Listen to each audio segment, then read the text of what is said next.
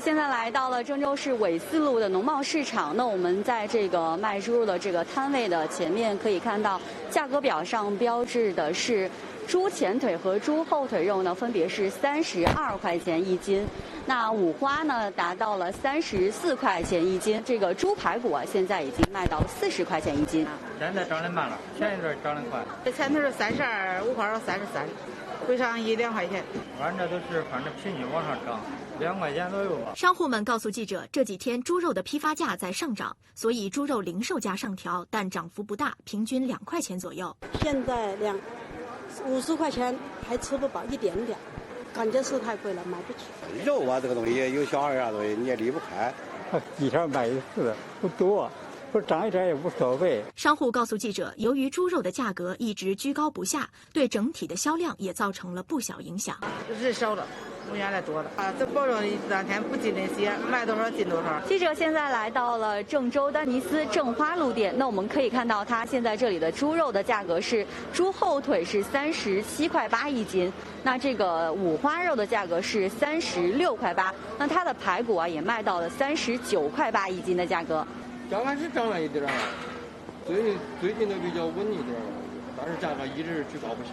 我们将近40了，该吃的还来吃，反正有可能吃的少了，该吃10块的可能吃5块。涨的趋势也同样影响到了消费端。一些正在买肉的市民表示，近期经常感觉到猪肉的价格不断攀升。你看买点骨头还50多嘞。俺五花肉才吃不起嘞，俺都买可少，现在那么看，俺原来都买一大袋买多。因为毕竟它价格涨了嘛，然后会看着就是价格来让我买。9号直播间记者报道。近日，国家统计局发布的数据显示，7月份 CPI 同比上涨2.7%，其中猪肉价格同比上涨85.7%，影响 CPI 上涨约2.32个百分点，成为影响 CPI 上涨的最主要因素。按照正常的猪周期，猪肉价格有望回落。然而，国家统计局的数据显示，7月份猪肉价格反而环比上涨10.3%。那么，猪肉价格目前的行情如何呢？今天上午，记者来到凤起路农贸市场，来摊位上买猪肉的市民不算多。作为餐桌上最常见的食材之一，大家都说，即便猪肉价格涨了，该买还是要买。不过下手可得多精打细算一点了。跟以前比稍微涨了一点，稍微偏高了，比起以前嘛。那么猪肉价格贵了多少？记者走访了多个卖猪肉的摊位，摊主们说，现在他们拿猪的成本高了，一方面是因为进口猪肉减少了，而另一方面本地猪肉的供应也有点紧。像个夹心肉，要么卖30块到32左右，后腿夹心基本差不多，五花肉嘛35到38左右，原来涨了7-8块钱斤。随后，记者又来到了世纪联华庆春店，这里的猪肉种类也不少，有带皮五花肉、带皮后腿肉、散装冻猪爪等等，价格也都在30-40元左右。这边的工作人员告诉记者，从疫情之前到现在，猪肉整体价格每斤上涨了4元钱左右。现在带皮后腿肉是28元多一斤，带皮五花肉是39元多一斤。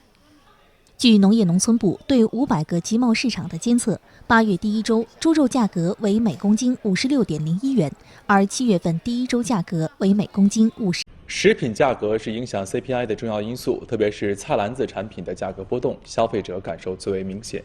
7月至今，蔬菜、猪肉价格有哪些变化呢？来看一看。普遍都是涨价了，然后尤其是像猪肉。鸡蛋涨得比较厉害，蔬菜价格也还是贵一些，都普遍的，我感觉都在涨，都挺贵的。记者走访了北京的商超和批发市场，了解到，受到疫情和天气的影响，7月北京批发市场蔬菜上市量同比减少50%，7大批发市场蔬菜平均价格为每公斤3.24元，环比上月涨幅9.8%，同比去年涨幅为27.6%。叶类菜、茄果类以及耐储存蔬菜都有不同程度的上涨，整体价格也处在历史同期的较高水平。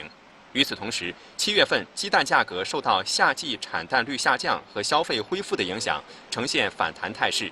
7月份环比上月增长10%，猪肉价格环比上月涨幅1成以上，同比去年涨幅超过100%。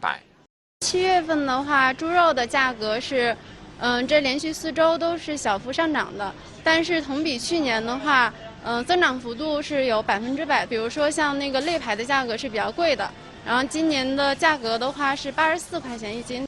记者了解到，由于受非洲猪瘟影响，全国能繁母猪存栏在2019年9月份触底。按照生猪的生长周期测算，今年7月份生猪及猪肉供给都会处于低谷期。据农业农村部对500个集贸市场的监测，8月份第1周猪肉价格为每公斤56.01元，比较7月份第1周每公斤51.36元上涨明显。猪肉一天一个价，似乎吃不起猪肉了。这似乎是对当前猪肉市场最好的描述。中国的猪肉价格自去年3月份以来持续上涨，期间虽然有回落的趋势，不过很快又涨回来了。中国长期以来一直是猪肉消费大国。据统计，2018年中国猪肉年消费量超过5500万吨，占全球总量的1半以上。从这些数据中，我们可以看出国人是多么的爱吃猪肉。但现在，随着猪肉价格的上涨，许多居民不得不放弃他们对猪肉的热爱。由于非洲猪瘟的爆发，中国国内猪肉供应大幅下降。在供应大幅下降之后，中国各地的猪肉价格都出现了上涨。中国各地的猪肉价格一般都在30元以上，而且到目前为止还没有下降的迹象，这让很多居民头疼。不仅如此，养猪业的繁荣似乎也产生了连锁反应，猪肉价格上涨也推高了鸡肉、牛肉和羊肉等其他肉类的价格。甚至连鸡蛋都比以前贵了。虽然每个人都预期猪肉价格会下降，但现实是猪肉价格并不会很快回到10元时代。首先，猪的生长周期大约是7到8个月，如果猪的妊娠期是7个月的话，那么一头正常屠宰水平的猪可以投放市场为15个月，因此猪肉价格很难在短期内恢复到以前的水平。除此之外，还有一个不能忽视的原因，无论什么时候，我们都要记住一个道理：无商不奸。任何商人脑子里想的都是赚钱，就跟房地产市场中的炒房客一样，猪肉市场上也有让人反感的投机者。房地产市场已经开始饱和，中国投资者正在涌入新的行业，开始炒作猪肉。因为猪肉与我们的生活息息相关，所以很容易成为热钱的目标。最近猪肉价格的上涨也给了这些投机者一个商机，许多人抓住这个机会囤积猪肉赚钱。也就是说，继炒房客之后，炒猪的时代来临了。就像炒房客推高房价一样，这些猪投机商是可耻的。如今，中国加大了对猪肉价格高企的打击力度，并出台了鼓励农民恢复生猪生产的政策。